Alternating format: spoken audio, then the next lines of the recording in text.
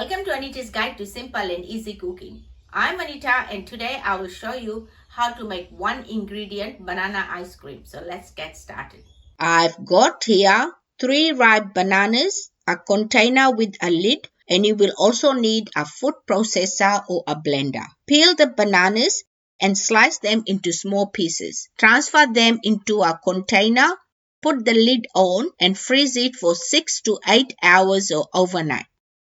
Add your frozen banana pieces into your food processor cup and grind it until smooth and creamy.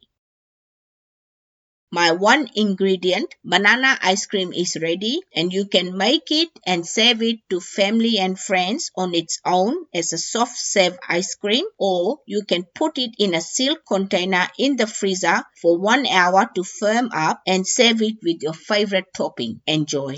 If you like this video, please give it a big thumbs up. For more of my simple and easy recipes, please subscribe to my channel and don't forget to press the bell icon to receive notifications of my latest videos.